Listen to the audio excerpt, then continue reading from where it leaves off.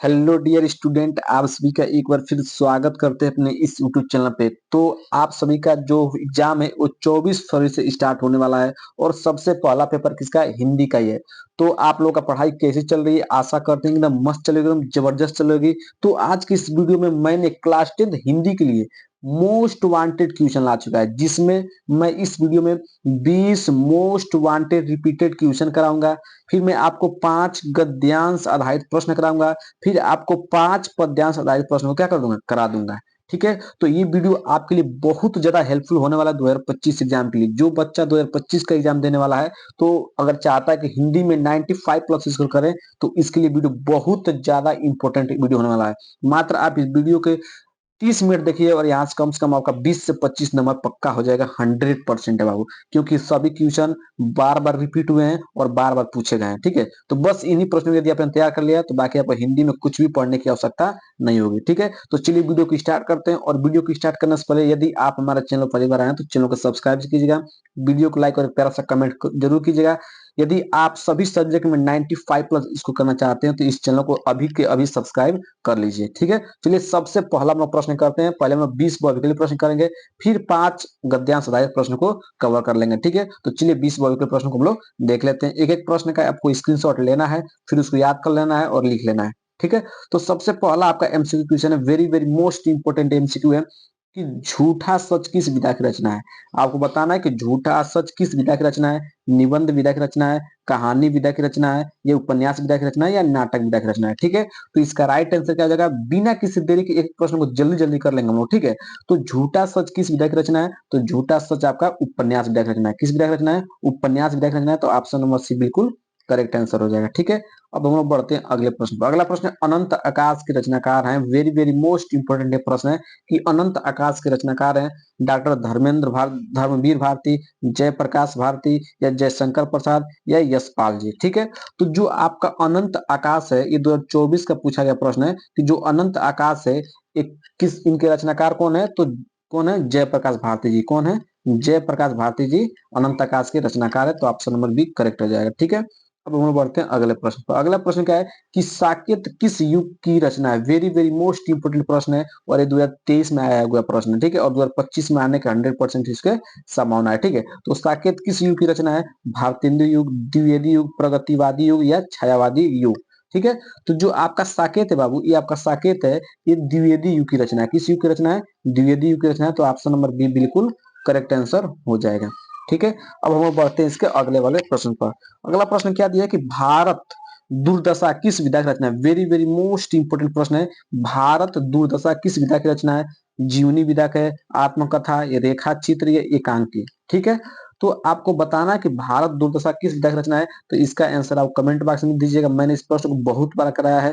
मैं सभी सब्जेक्ट का मोस्ट वांटेड क्वेश्चन ऑलरेडी इस चैनल पर दे रखा है, आप जाकर जरूर से जरूर देख लीजिएगा। ठीक है, यदि सब सब्जेक्ट में 95 स्कोर करना है तो आपको उन सभी वीडियो को देखना बेहद जरूरी है। ठीक है, तो इसका आंसर आपको कमेंट बॉक्स में देना है। देख रहे हैं कौन बच्चा इसका आंसर कमेंट बॉक्स में देता है। ठीक है, अब हम लोग बढ़ते हैं अगले प्रश्न पर। अगला प्रश्न है कि बिहारी किस युग के कवि है? वेरी वेरी मोस्ट इंपोर्टेंट प्रश्न है और 2024 में प्रश्न आया था और 2023 में भी प्रश्न आ चुका है कि बिहारी किस युग के कवि हैं। ठीक है, आधुनिक युग, आधुनिक काल, रीति काल, भक्ति काल, या आदिकाल। ठीक है, तो जो आपके बिहारी है बाबू, ये किस युग के कवि है? तो रीति काल कवि है। किस काल कवि है? रीति काल के कवि हैं बिहारी जी। तो option number b correct answer हो जाएगा। ठीक है, अब अगले प्रश्न बढ़ते हैं। अगले प्रश्न पढ़ने से पहले यदि आपने सभी क्वेश्चन का स्क्रीनशॉट नहीं ले रहे तो जरूर से जरूर लेते चलिए बाबू, और इसको कॉपी में लिख लीजिएगा। बस आपको यही तैयार करना है, बाकी और कुछ तैयार नहीं करना है। ठीक है, तो इस अब देखिए अगला प्रश्न है कि नाना वाहन नाना वेशा, बिहसे शिव समाज निज देखा,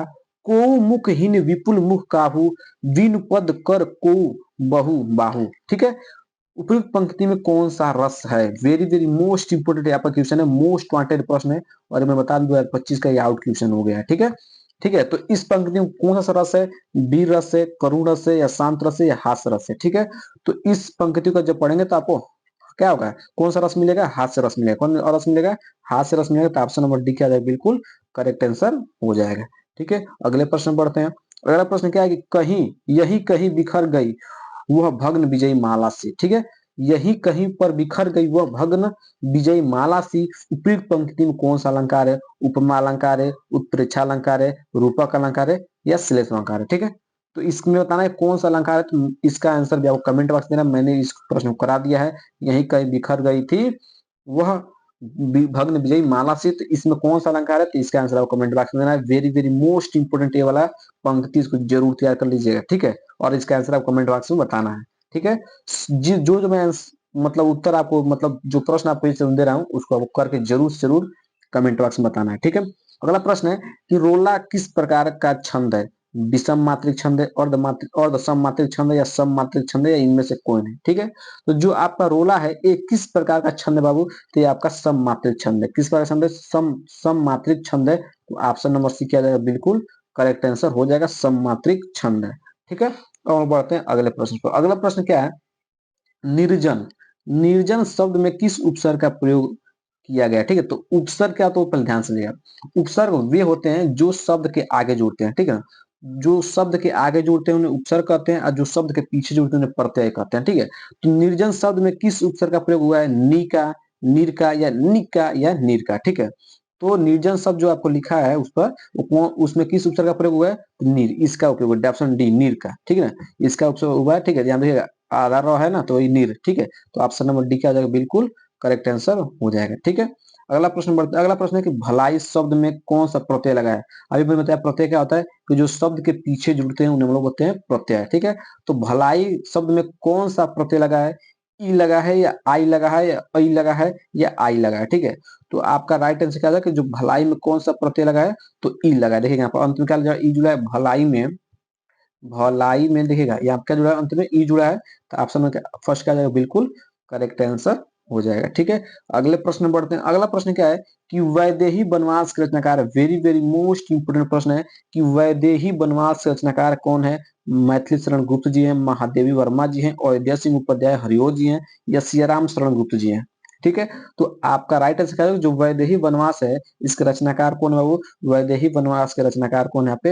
अयोध्या सिंह उपाध्याय हरिओ जी। कौन है? अयोध्या सिंह उपाध्याय हरिओ जी वैदेही वनवास के रचनाकार है। और दोनों बढ़ते हैं अगले प्रश्न पर। अगला प्रश्न प्रयोगवाद के कवि है, वेरी वेरी मोस्ट इंपोर्टेंट प्रश्न है कि प्रयोगवाद के कवि है भूषण जी, अज्ञेय जी या सुमित्रानंद पंत जी या महादेवी वर्मा जी, ठीक है। तो प्रयोगवाद के कवि कौन है बाबू? तो प्रयोगवाद के कवि हैं अज्ञेय जी। कौन है? अज्ञेय जी हैं। तो ऑप्शन नंबर बी क्या आ जाएगा? बिल्कुल करेक्ट आंसर हो जाएगा।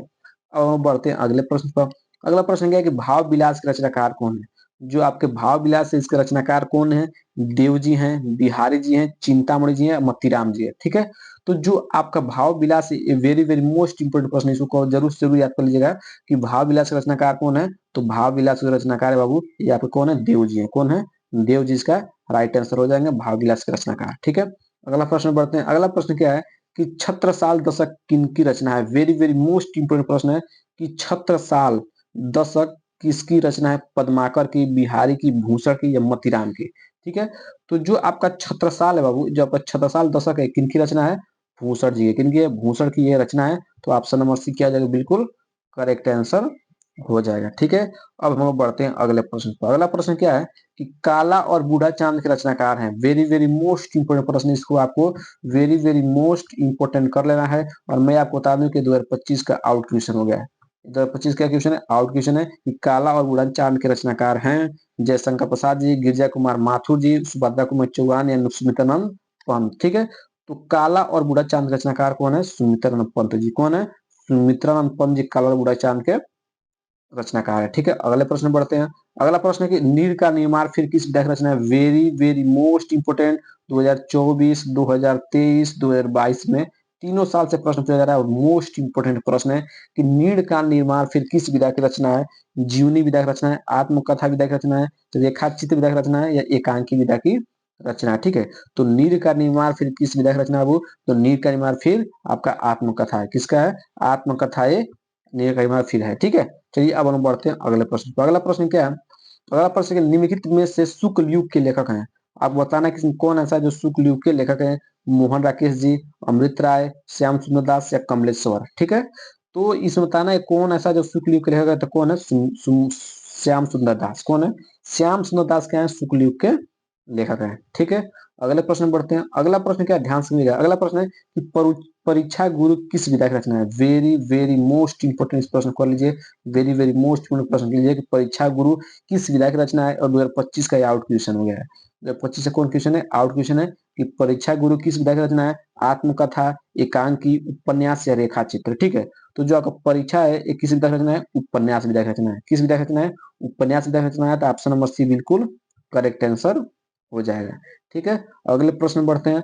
अगला प्रश्न क्या है कि बाण भट्ट की आत्मकथा के रचनाकार हैं। वेरी वेरी मोस्ट इंपोर्टेंट प्रश्न है कि बाण भट्ट की आत्मकथा एक इनके रचनाकार कौन है। जयशंकर प्रसाद जी, हजारी प्रसाद द्विवेदी जी, रांगेय राघव जी या धर्मवीर भारती जी। ठीक है, तो जो आपके बाण भट्ट की आत्मकथा के रचनाकार कौन है बाबू, हजारी प्रसाद द्विवेदी जी। कौन है, हजारी प्रसाद द्विवेदी जी आत्म बाण भट्ट की आत्मकथा के रचनाकार हैं। ठीक है, अब हम बढ़ते हैं अगले प्रश्न। अगले प्रश्न बढ़ते हैं। अगला प्रश्न कह रहा है कि रस के कितने अंग होते हैं। आपको बताना है कि रस के कितने अंग होते हैं। 5 होते हैं, 4 होते हैं, 3 होते हैं, इनमें से कोई नहीं। ठीक है, तो जो रस के भेद होते हैं बाबू, ये रस के कितने भेद होते हैं, 4 भेद होते हैं। रस के कितने भेद होते हैं, 4 भेद होते हैं। तो ऑप्शन नंबर बी क्या जाएगा, बिल्कुल करेक्ट आंसर हो जाएगा। ठीक है, अब बढ़ते हैं अगले प्रश्न पर। चलिए, अभी तक हमने टोटल 20 एमसीक्यू क्वेश्चन कर लिया। कितना एमसीक्यू क्वेश्चन किया है, 20 एमसीक्यू क्वेश्चन किया है, जिसमें से 20 के बीच मोस्ट वांटेड थे बाबू। यदि आपने 20 में से कम 15 का आंसर आपने सही दिया है, तो आपकी तैयारी बहुत लाजवाब चल रही है, बहुत बेहतर चल रही है। थोड़ा सा और आप मेहनत करिए तो पूरा हो जाएगा। ठीक है, तो 20 में से 15 जिसका आंसर सही है वो अच्छा है। बाकी जो इससे कम है उनको और ज्यादा मेहनत करने की जरूरत है। वो कम से कम अपने पढ़ाई को क्या करें, और बेहतर लेवल पर लेके जाएं। तो आशा करें कि 20 में से कम 18 यानी सही हो जाए। ठीक है, अब हम लोग चलते हैं 5 गद्यांश आधारित प्रश्नों करते हैं। यदि आपने बस इन्हीं 5 गद्यांश को कंप्लीट कर लिया, बाकी आपको कोई भी गद्यांश पढ़ने की आवश्यकता नहीं होगी। ठीक है, ये सबसे पहला गद्यांश क्या है, सबसे पहला गद्यांश है निम्नलिखित गद्यांश पर आधारित सभी 3 प्रश्नों का उत्तर दिए। देखिए, ध्यान समझे मैं क्या बोल रहा हूँ। ये आपको गद्यांश पढ़ना है। ठीक है, फिर इस गद्यांश को पढ़ने के बाद इससे रिलेटेड 3 प्रश्न पूछेगा, और वो तीनों प्रश्न कितने नंबर कराएंगे, 2 नंबर कराएंगे। मतलब टोटल आपका एग्जाम में गद्यांश कितने नंबर का आता है, 6 नंबर का आता है। ठीक है, ठीक है, तो गद्यांश को करने का एक ट्रिक है, क्या है, एकदम आसान तरीके से आप 6 नंबर चले जाएंगे बिना किसी। अभी तक आपने गद्यांश को पढ़ा ही नहीं है, फिर भी आप 6 नंबर चले जाएंगे, कैसे ध्यान समझिएगा। ठीक है, तो ये 6 नंबर का प्रश्न है। सबसे पहले यदि आप गद्यांश हो या पद्यांश हो, उसको सॉल्व करने का तरीका क्या होता है कि सबसे पहले जो भी आपको गद्यांश दिया है या पद्यांश दिया गया है, उसको आप ध्यान तो पढ़िए। ठीक है, एक एक शब्द को ध्यान से पढ़िएगा। ठीक है, तब आपको पता चल जाएगा कि किस चैप्टर का है, इसके लेखक कौन है। ठीक है, ध्यान से पढ़िएगा। कह रहा है कि कुसंग का जोर सबसे भयानक होता है। यह केवल नीति और सद्बुद्धि का ही नाश नहीं करता, बल्कि बुद्धि का भी क्षय करता है। किसी युवा पुरुष की संगति यदि बुरी होगी, तो वह उसके पैरों में बंधी चक्की के समान होगी, जो उसे दिन दिन अवनति के गड्ढे में गिराती जाएगी। यदि अच्छी होगी तो सहारा देने वाली बाहु के समान होगी, जो उसे निरंतर उन्नति को उठाती जाएगी। ठीक है, तो इस तरह से पहले क्या करना है, इस गद्यांश को ध्यान पूर्वक पढ़ना है। फिर अब इससे रिलेटेड 3 प्रश्न पूछेगा, और एक एक प्रश्न 2 नंबर कराएगा। तो चलिए तीनों प्रश्न का उत्तर हम देख लेते हैं। सभी प्रश्नों का उत्तर मैंने ऑलरेडी लिखा हुआ। सबसे पहला प्रश्न मुझे उपयुक्त गद्यांश का सारांश लिखिए। क्या पूछा है, या तो संदर्भ पूछेगा या सारांश पूछ देगा। ठीक है, या तो कहेगा उपयुक्त गद्यांश का संदर्भ लिखिए, या कह देगा उपयुक्त गद्यांश का सारांश लिखिए। ठीक है, तो सारांश लिखना है, उत्तर हेड लगाना ब्लैक पेन से। इसमें लिखना है कि इस गद्यांश में बताया गया है कि मनुष्य पर संगति का बहुत बुरा असर, मतलब बहुत असर पड़ता है। संगति क्या होता है, बहुत असर पड़ता है। ठीक है, अगर वह कुसंग में रहता है तो उसकी बुद्धि और आचरणों पर का क्षय होता है। यदि वह सुसंगित में रहता है, ठीक है, रहता है, तो उसकी चरित्र का निर्माण होता है, और वह लगातार प्रगति की मार्ग की ओर आगे बढ़ता रहता है। तो इस तरह आपने पहले प्रश्न को उत्तर दे दिया, और यहाँ से आपका 2 नंबर फिक्स हो गया। ठीक है, अब इस रिलेटेड आपको दूसरा प्रश्न पूछा है कि रेखांकित अंश व्याख्या कीजिए। तो चलिए पहले देख लेते हैं रेखांकित अंश कहाँ से कहाँ तक है। ठीक है, तो यहाँ से कहा ध्यान से पड़ेगा, किसी युवा पुरुष की संगति यदि बुरी होगी, तो उसके पैरों में बंधी चक्की के समान होगी, जो उसे दिन दिन अवनति के गड्ढे में गिराती जाएगी। और यदि वो अच्छी होगी तो उसे सहारा देने वाली बाहों के समान होगी, जो उसे निरंतर उन्नति को उठाती जाएगी। तो इसका क्या करना है आपको, क्या लिखना है, इसका आपको हिंदी में व्याख्या करना है। ठीक है, तो चलिए देख लेते हैं रेखांकित उसकी व्याख्या माने सॉरी रेखांकन व्याख्या करना है। तो कह रहा है इसका उत्तर लिखना है कि मानव जीवन में युवा अवस्था सर्वाधिक महत्वपूर्ण होती है। जो मानव जीवन का युवा अवस्था होता है सर्वाधिक महत्वपूर्ण होता है। कुसंगित किसी युवा मनुष्य की सारी प्रगति को उसी तरह रोक लेती है, जिस तरह पैर में बंधा हुआ कोई भारी पत्थर किसी व्यक्ति को आगे नहीं बढ़ने देता, प्रायः उसे गिरा देता है। इसी प्रकार कुसंगित से कुसंगीत में लिप्त मनुष्य का पतन होने लगता है और वह दिन प्रतिदिन पतन के मार्ग पर अग्रसर होता रहता है। इसके विपरीत अच्छी संगति हमारे लिए एक ऐसी सुदृढ़ बाह अर्थात सहारा होती है जो हमें गिरने नहीं देती, अपितु उन्नति के पथ पर निरंतर आगे बढ़ाती है और जीवन को शुद्ध सा, सावित्व सात्विक तथा उन्नत बनाती है। ठीक ना। तो इस तरह इसका लिखना था, इस रेखांकित अंश का व्याख्या करना था। तो आशा करते हैं कि इनकी व्याख्या समझ में आ गया होगा। और अब इसका कर लीजिए स्क्रीनशॉट ले लीजिए। ठीक है। अब इसका तीसरा रिलेटेड प्रश्न क्या पूछा है, तीसरा प्रश्न पूछा है कि सुदृढ़ बाहु क्या अर्थ है। ठीक है। तो सुदृढ़ बाहु क्या अर्थ है, मजबूत सहारा। ठीक है। सुदृढ़ बाहु का क्या अर्थ है, मजबूत सहारा। तो इस तरह आपका टोटल 6 नंबर पक्का हो गया। मैं तीनों प्रश्न का उत्तर आपको लिख कर दे दिया है। ठीक है। अब हम बढ़ते हैं इसके दूसरे गद्यांश पर। दूसरा गद्यांश वेरी वेरी मोस्ट इंपोर्टेंट गद्यांश है और बहुत ज्यादा इंपोर्टेंट है और 2025 का भी आउट क्वेश्चन है। ठीक है। तो कह रहा है कि निम्नलिखित गद्यांश पर आधारित 3 प्रश्नों का उत्तर दीजिए। निम्नलिखित गद्यांश पर आधारित 3 प्रश्न का करना है, फिर भी उत्तर देना है। अब इस गद्यांश को ध्यान से पढ़िए, फिर इसका 3 प्रश्न का उत्तर हम दे देते हैं। ठीक है। कह रहा है कि ईर्ष्या से बचने का उपाय मानसिक अनुशासन है। ईर्ष्या से बचने का उपाय मानसिक अनुशासन है। जो व्यक्ति ईर्ष्यालु स्वभाव का है उसे फालतू बातों के बारे में सोचने की आदत छोड़ देनी चाहिए। उसे यह भी पता लगा लेनी चाहिए कि जिस अभाव के कारण वह ईर्ष्यालु बन गया है उसकी पूर्ति का रचनात्मक तरीका क्या है। जिस दिन उसके भीतर यह जिज्ञासा होगी उसी दिन से वह ईर्ष्या करना कम कर देगा। ठीक है। तो इस तरह आपको पहले इस गद्यांश को पढ़ना था। अब इससे रिलेटेड 3 प्रश्न पूछेगा, उस प्रश्न का हम उत्तर दे देते हैं। ठीक है। तो चलिए सबसे पहला प्रश्न से क्या पूछा है, सबसे पहला प्रश्न मुझे उपयुक्त गद्यांश के पाठ के शीर्षक और लेखक का नाम लिखिए। प्रश्न आपका 2 नंबर का है। उपयुक्त गद्यांश के पाठ का नाम लिखना है, फिर आपको इसके लेखक का नाम लिखना है। ठीक है। तो आपको पहले का नाम उत्तर में पाठ का नाम, पाठ क्या नाम है, शीर्षिया तू न गई मेरे मन से, ईर्ष्या तू न गई मेरे मन से, ये पाठ क्या है, नाम है। फिर इसके लेखक कौन है, लेखक कौन है, श्री रामधारी सिंह दिनकर जी। ठीक है। तो इससे आपका 2 नंबर फिक्स हो गया।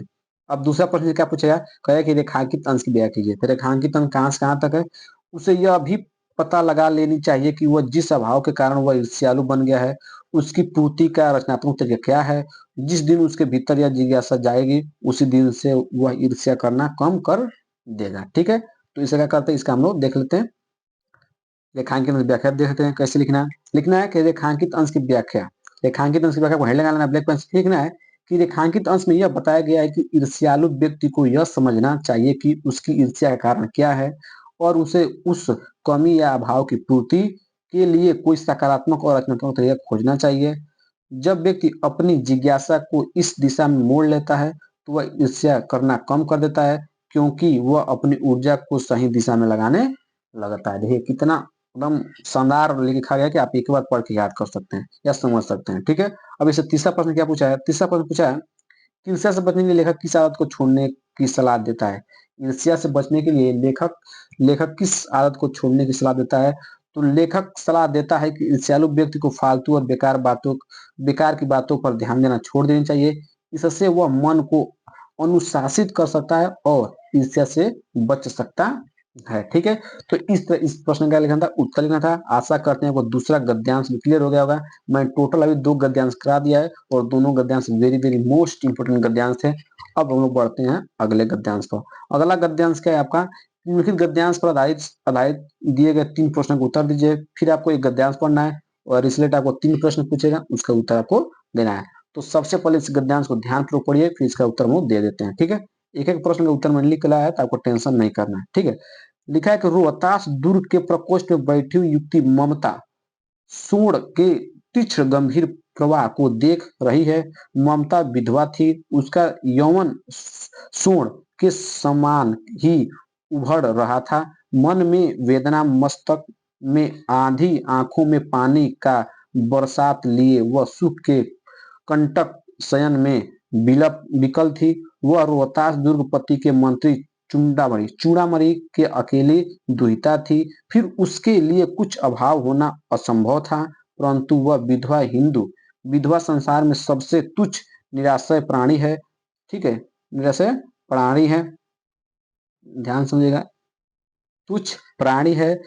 तब उसकी विडंबना का अंत कहाँ था। ठीक है। तब उसकी विडंबना का अंत कहाँ था। तो इस तरह सबसे पहले आपको इस गद्यांश को पढ़ लेना है और फिर इससे रिलेटेड 3 प्रश्न पूछेगा। तो चलिए एक प्रश्न का उत्तर हम लोग दे देते हैं। ठीक है, चलिए अब हम लोग इसका अगले प्रश्न का उत्तर देते हैं। मतलब पहला प्रश्न क्या पूछा है कि उपयुक्त गद्यांश का संदर्भ लिखिए। क्या पूछा है? उपयुक्त गद्यांश का संदर्भ लिखना है, मतलब जो गद्यांश आपने पढ़ा उसका लिखना है, संदर्भ लिखना है।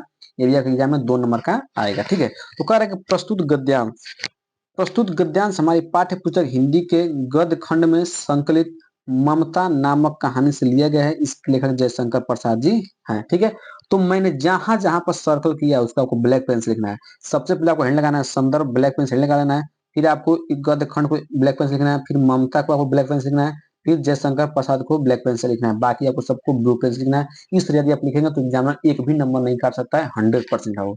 तो इस तरह गद्यांश लिखना था। गद्यांश ऐसा करती है कि आपको क्लियर हो गया, ये आपका 2 नंबर यहाँ से फिक्स हो गया। अब इससे दूसरा प्रश्न पूछा है रेखांकित अंश की व्याख्या। तो रेखांकित अंश कहां से कहां तक है कि हिंदू विधवा संसार में सबसे तुच्छ निराश्रय प्राणी है, तब उसकी विडंबना का अंत कहाँ था। ठीक है, तो इसका क्या करना है? हिंदी में व्याख्या करना है। ठीक है, सो रेखांकित अंश व्याख्या करना है, तो रेखांकित व्याख्या में लिखना है, हेडिंग रेखांकित अंश व्याख्या ब्लैक पेन से। ठीक है, लिखना है कि हिंदू समाज में विधवा का जीवन दुखी, अपेक्षित और अनाथ जैसा होता है। इस कारण उसका जीवन उसके लिए भार बन जाता है। संसार की सभी सुख सुविधाएं भी उसको शांति प्रदान नहीं कर पाती हैं। ऐसी ही विकट परिस्थितियां ये युक्त ममता के कष्टों का भी अंत नहीं था। ठीक है, तो इस तरह रेखांकित अंश यह करना था। यहाँ से भी आपका 2 नंबर फिक्स हो गया है। ठीक है, अब हम बढ़ते हैं। इसका तीसरा प्रश्न क्या पूछा है कि गद्यांश के आधार पर संसार में सबसे तुच्छ निराश्रय प्राणी कौन है। तो संसार में हिंदू विधवा प्राणी को एक तुच्छ निराश्रय प्राणी मानते हैं। ये भी आपका 2 नंबर का था। ये 2 नंबर आपका क्या हो गया? क्लियर हो गया। आशा करते हैं कि ये प्रश्न आपको अच्छे से क्लियर हो गया। ठीक है, अब हम बढ़ते हैं चौथे गद्यांश पर। मैंने टोटल अभी तक 3 गद्यांश का दिया है। तो वीडियो अच्छा लगा तो वीडियो को लाइक जरूर कीजिएगा, चैनल को सब्सक्राइब जरूर कीजिए। ठीक है, अब आपका अगला गद्यांश क्या है? अगला गद्यांश है कि निम्नलिखित गद्यांश पर आधारित सभी प्रश्नों का उत्तर दीजिए। इस गद्यांश को पढ़ना है और इससे रिलेटेड भी आपको 3 प्रश्न पूछेगा। इन तीनों प्रश्नों का उत्तर आपको देना है। तो चलिए पढ़ लेते हैं। सबसे पहले कि हिंदी में प्रगतिशील साहित्य का निर्माण हो रहा है। उसके निर्माता यह समझ रहे हैं कि उनके साहित्य में भविष्य का गौरव निहित है, पर कुछ ही समय के बाद उनका यह साहित्य भी अतीत का स्मारक बन जाएगा और आज जो तरुण है वह वृद्ध होकर होकर जो भविष्य का स्वप्न देखेंगे, सॉरी, होकर अतीत के गौरव का स्वप्न देखेंगे। उसके स्थान में तरुणों का फिर दूसरा दल आ जाएगा जो भविष्य का स्वप्न देंगे। दोनों के ही स्वप्न सुखद होते हैं क्योंकि दूर के ढोल सुहावने होते हैं। ठीक है, तो इस तरह मोस्ट वांटेड भी क्या था, एक आपका गद्यांश है। ऑप्शन से रिलेटेड आपको 3 प्रश्न पूछेगा। वो तीनों प्रश्न का उत्तर हम देख लेते हैं। सबसे पहले आप इसका स्क्रीनशॉट ले लीजिए। ठीक है, पहला प्रश्न पूछा है, पहला प्रश्न पूछा है कि उपयुक्त गद्यांश का संदर्भ लिखिए। 2 नंबर का संदर्भ लिखने का आएगा। तो संदर्भ का मैंने बता दिया है कि सबसे पहले आपको ब्लैक पेन से हेडिंग करना है संदर्भ, ब्लैक पेन से हेडिंग आता है संदर्भ। फिर आगे प्रस्तुत गद्यांश हमारी पाठ्य पुस्तक हिंदी के गद्य खंड में संकलित क्या लिखूं निबंध से उद्धृत है। इसके लेखक पद्मलाल पुनालाल बख्शी जी हैं। ठीक है, तो मैंने जहां जहां पर सर्कल किया उसको आपको ब्लैक पेन से लिख देना है। इसको आपको ब्लैक पेन से लिखना है, फिर इसको आपको ब्लैक पेन से लिखना है, फिर लेखक का नाम ब्लैक पेन से लिख देना है। बस आपको इतना ही इसमें करना है। ठीक है, बाकी आपका 2 नंबर मिल जाएगा, एक भी नंबर नहीं कटेगा। ठीक है, जिस तरह मैंने लिखा है उस तरह आपको लिख देना है। अब हम लोग बढ़ते हैं इसका दूसरा प्रश्न। क्या पूछा? दूसरा प्रश्न पूछेगा रेखांकित अंश की व्याख्या। क्या कहेगा? रेखांकित अंश की व्याख्या कहेगा। तो रेखांकित अंश कहां से कहां तक है? पर कुछ ही समय के बाद उनका यह साहित्य भी अतीत का स्मारक बन जाएगा और जो तरुण है वह वृद्ध होकर अतीत के गौरव का स्वप्न देखेंगे। तो इसका क्या करना है? रेखांकित अंश की व्याख्या करना है। तो चलिए इसमें व्याख्या का लिखना मैं बताता हूँ। ठीक है, हेड लगाना है गद्यांश के रेखांकित अंश की व्याख्या। यहाँ तक आपको ब्लैक पेन से लगा देना अपने कॉपी में। फिर लिखना है कि विद्वान लेखक श्री बख्शी जी साहित्यकार सुधार की प्रक्रिया पर प्रकाश डालते हुए कहते हैं कि युवा साहित्यकार वर्तमान में भूत और भविष्य का समन्वय करते हुए यह सोचकर प्रगतिवादी साहित्य की रचना कर रहे हैं क्योंकि उनके साहित्य में भविष्य के गौरव का वर्णन किया गया है। अतः भविष्य में उसमें सुधार की आवश्यकता नहीं होगी, किंतु कुछ समय पश्चात ही उनके सोच की यह भव्य इमारत धराशायी हो जाएगी और आज के युवा लेखक भी एक दिन वृद्ध होकर अतीत का गुणगान करेंगे और उस समय जो युवा साहित्यकार होंगे वो वर्तमान के असंतुष्ट होकर कोई और नया साहित्य रचने लगेंगे। ठीक है, तो इस तरह रेखांकित अंश की व्याख्या करना था। आशा करते हैं क्लियर हो गया होगा। आपको इसको याद नहीं करना, बस 1-2 बार पढ़ लेना है, आपको समझ में आ जाएगा। ठीक है, तो रटिएगा मत, इसका स्क्रीनशॉट ले लीजिए। फिर हम लोग इसका तीसरा प्रश्न देखते हैं। तीसरा प्रश्न क्या पूछा है? तीसरा प्रश्न आपसे पूछा है कि प्रस्तुत पद्यांश में प्रगतिशीलता से क्या तात्पर्य है। आपको बताना है कि जो जो गद्यांश दिया गया है इसमें प्रगतिशीलता इसका तात्पर्य तो लिखना है प्रगतिशीलता साहित्य निर्माता यह समझकर साहित्य निर्माण कर रहे हैं कि उनके साहित्य में भविष्य का गौरव निहित है। प्रगतिशील साहित्य निर्माता यह समझकर साहित्य निर्माण कर रहे हैं कि उनके साहित्य में भविष्य का गौरव निहित है। तो इस तरह मैंने टोटल आपको 3 प्रश्न करा दिया है, मतलब सॉरी 4 गद्यांश करा दिया है। चारों गद्यांश मोस्ट इंपोर्टेंट गद्यांश है। इसका स्क्रीनशॉट ले लीजिए, फिर हम लोग 5वें गद्यांश की तरफ बढ़ते हैं। ठीक है, ये आपका चौथा गद्यांश था। ठीक है, इसका स्क्रीनशॉट ले लीजिए और इसको तैयार कर लीजिएगा। ठीक है, अब हम लोग बढ़ते हैं 5वें गद्यांश और आखिरी गद्यांश पर। ठीक है, आपका आखिरी गद्यांश क्या है? आखिरी गद्यांश वेरी वेरी मोस्ट इंपोर्टेंट गद्यांश है, ध्यान समझिएगा।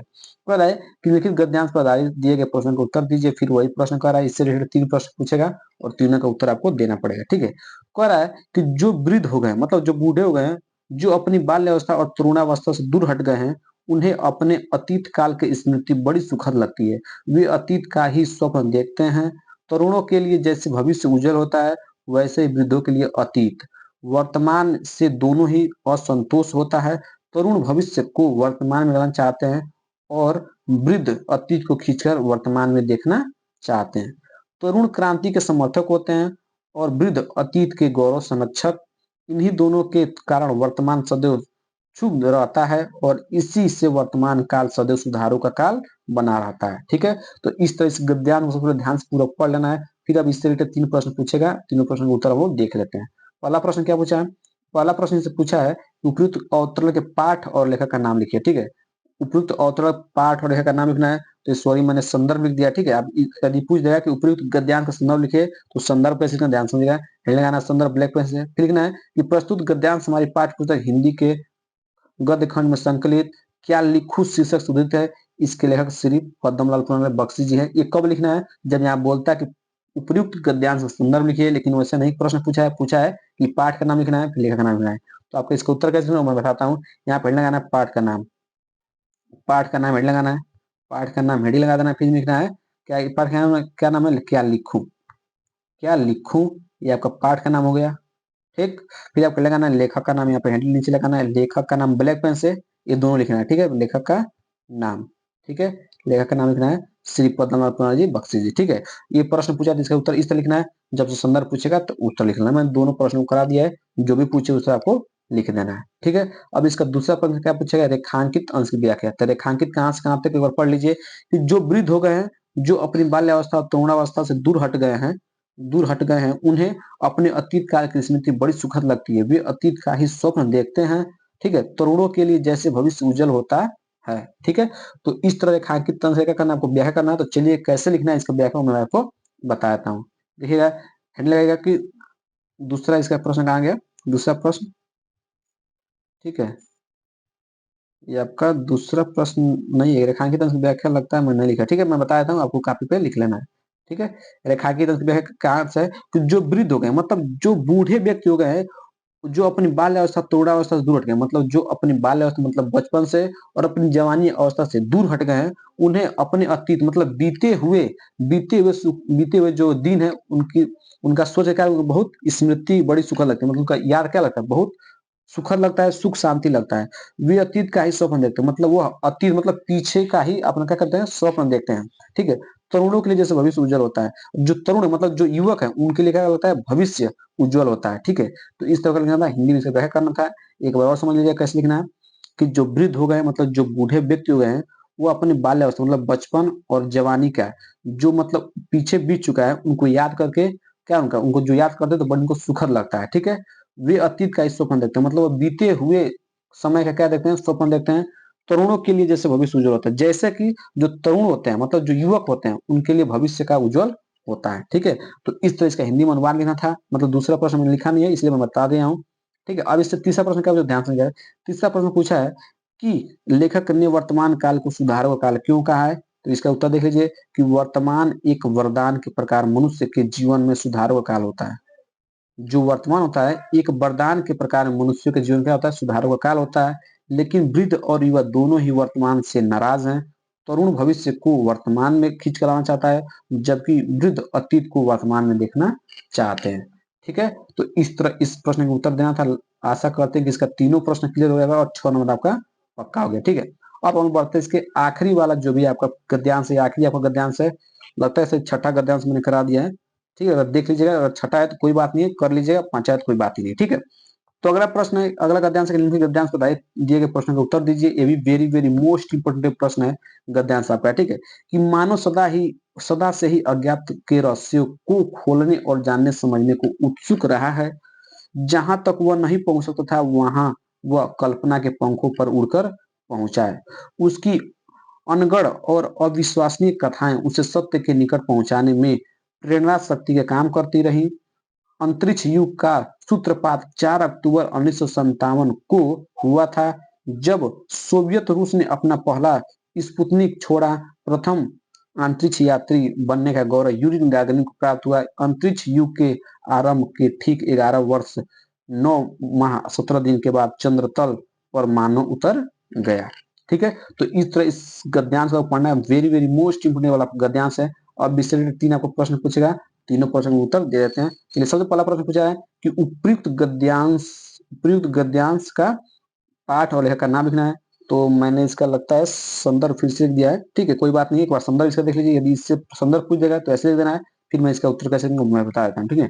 प्रस्तुत गद्यांश हमारी पाठ्य पुस्तक में संकलित पानी में चंदा और चांद पर आदमी पाठ से उद्धृत किया गया है। इसके लेखक जयप्रकाश भारती जी हैं। जब कब लिखना है प्रश्न, जब आपको संदर्भ पूछेगा तब, लेकिन संदर्भ नहीं पूछा है, पाठ और लेखक का नाम पूछा है, तो डायरेक्ट आपको हेड लगाना है पाठ का नाम, यहाँ पर पाठ का नाम हेड लगाना है, फिर लिखना है पाठ का क्या नाम है, चंदा और चंद पानी में चंद और चांद पर आदमी। पानी में यहाँ पर चंदा होगा, पानी में चंदा और चांद पर आदमी, पाठ का नाम हो गया।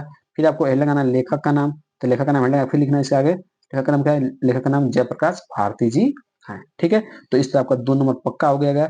संदर्भ पूछेगा तो ये वाला लिख देना है, और आपसे इस तरह पूछेगा तो ये वाला लिख देना है, ठीक है। अब हम बात इसके दूसरे प्रश्न पर। दूसरा अपन रेखांकन में व्याख्या करना है, तो चलिए देखते हैं रेखांकित कहाँ से कहाँ तक है। आपका यहाँ से कि जहां तक वह नहीं पहुंच सकता था, वहां वह कल्पना के पंखों पर उड़कर पहुंचा है, ठीक है। तो बस इतना ही क्या वो हिंदी रेखांकन में व्याख्या करना है।